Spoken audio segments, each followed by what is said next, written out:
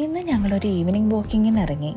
Morning till evening ഓഫീസിലിരുന്ന closed അറ്റ്മോസ്ഫിയറിൽ നിന്ന് പുറത്ത് വരുമ്പോൾ ഒരു എനർജറ്റിക് ഫീല് കൂടിയാണ് ഈ വാക്കിംഗ്. റിച്യൂസിനാണെങ്കിൽ വെക്കേഷൻ ആയതുകൊണ്ട് മോർണിംഗ് ടൈം ഫുൾ അവൻ വീട്ടിലിരിപ്പാണ്. സോ അവനും ഒത്തിരി എൻജോയ് ചെയ്യുന്ന ടൈമാണിത്. എസ്പെഷ്യലി ഈ സൺസെറ്റ് ആകുന്ന ടൈമിൽ ട്രീസൊക്കെ ഒരു ഗോൾഡൻ കളറായിട്ട് അങ്ങനെ നിൽക്കും. കാണാൻ തന്നെ നല്ല ചന്താണ്. ഇതിപ്പോൾ ഞങ്ങളുടെ വീടിനടുത്തുള്ളൊരു പാർക്കാണ്. ഇവിടെ വലിയൊരു ഫുട്ബോൾ ഗ്രൗണ്ടും വാക്കിങ്ങിനും സൈക്ലിങ്ങിനും ഒക്കെയുള്ള സ്പേസും ഉണ്ട്.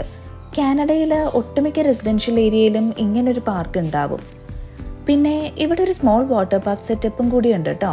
കുട്ടികൾക്ക് കളിക്കാനും കുളിക്കാനും ഒക്കെയുള്ള ഒരു സ്പേസ്. പിള്ളേർക്ക് പിന്നെ വെള്ളം കണ്ട വേറൊന്നും വേണ്ടല്ലോ.